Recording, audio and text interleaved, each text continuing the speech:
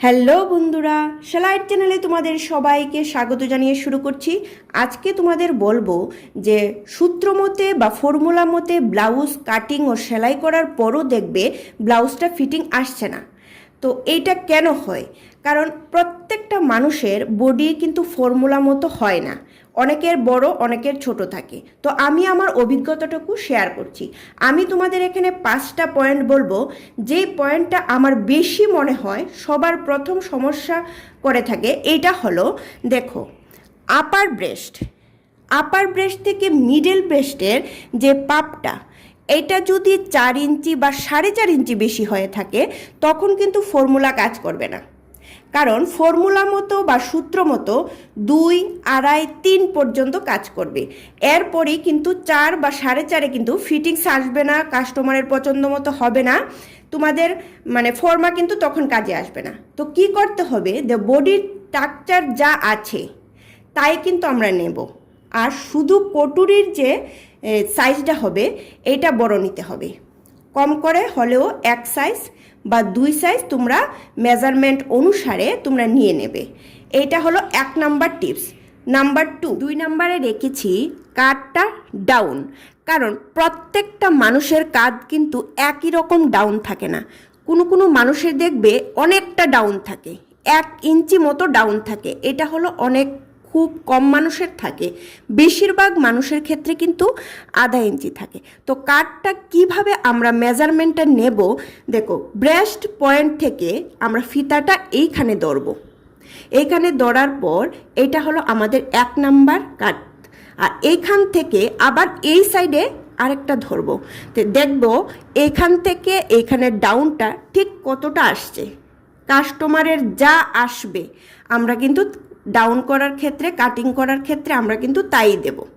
এটা কিন্তু খুব গুরুত্বপূর্ণ।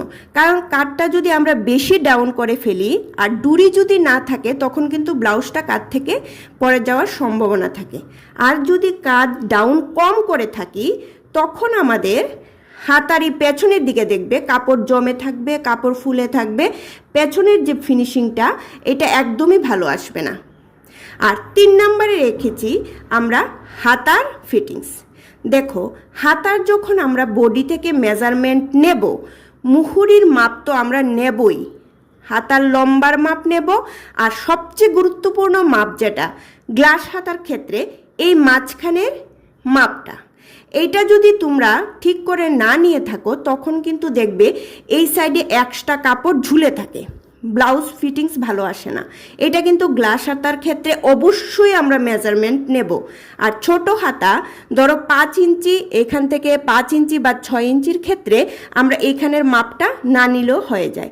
কারণ হেলদি মহিলারা, যা এ সমস্ত মহিলারা হেলদি, একটু বেশি হেলদি, তাদের ক্ষেত্রে মুহুরি থেকে এইখানের মাপটা কিন্তু অনেকটা বেশি থাকে। এটা কিন্তু আমাদের মাথায় রেখে তারপর কিন্তু আমরা কাজ করব। তখন কিন্তু দেখবে যে ব্লাউজের ফিটিংসটা খুব ভালো এবং খুব সুন্দর আসবে। 4 নাম্বারে রাখলাম ব্লাউজের লম্বার মাপটা। এই কাঁধ থেকে যে লম্বাটা আমরা নিয়ে থাকি এইটা বেশি হেলদি মহিলাদের ক্ষেত্রে কিন্তু সূত্র বা ফর্মুলা কাজ করে না। তখন আমরা জিজ্ঞেস করে নেব কাস্টমারকে যে কতটা লম্বা নেব। বেশি হেলদি মহিলাদের কোমরের সাইডে দেখবে ভাঁজ পড়ে থাকে। এই ভাঁজটা কাস্টমারকে জিজ্ঞেস করে নেবে যে ভাঁজটা ব্লাউজের ভিতরের দিকে থাকবে না বাইরের দিকে থাকবে।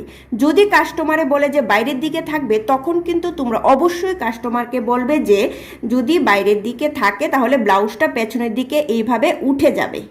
কোনো মতে এটা বাইরে দিলে ব্লাউজ পরার পর পেছনটা ভালো লাগবে না দেখতে। আর যদি নর্মাল ফিগারের হয় তাহলে কাস্টমার যা বলবে তাই কিন্তু তোমরা দিয়ে দেবে। আর যদি রুগা হয়ে থাকে, ফিগার ভালো না, একদমই রুগা, তখন কিন্তু বেশি যদি তোমরা লম্বাটা দিয়ে থাকো ফর্মা মতো বা সূত্র মতো তখন কিন্তু হবে না। কারণ দেখবে পুরোটা পিঠই ঢেকে যাচ্ছে কোমরটা সহ, তখন এটা ব্লাউজের ফিটিংসটা ভালো আসবে না। আর 5 নাম্বারে যা রাখলাম এইটা হলো কোমরের মাপটা। দেখবে অনেক সময় আমরা যখন কোমরের মাপটা নিয়ে থাকি তখন কাস্টমার যদি ভাত খেয়ে আসে বা কোনো কিছু খাবার খেয়ে আসে, পেটটা ফুলে থাকে, তখন মাপটা নেওয়ার পর যে মাপটা আসে কাস্টমার ব্লাউজটা পরার পর দেখবে ব্লাউজটা লুজিং আসছে। তো আমরা কি করব যে সাথে 2টা হুকের ঘর বানিয়ে রাখবো।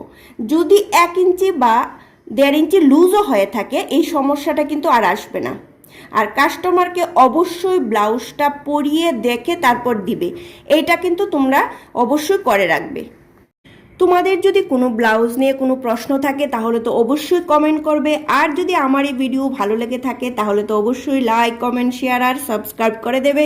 আবার দেখা হচ্ছে পরবর্তী ভিডিওতে।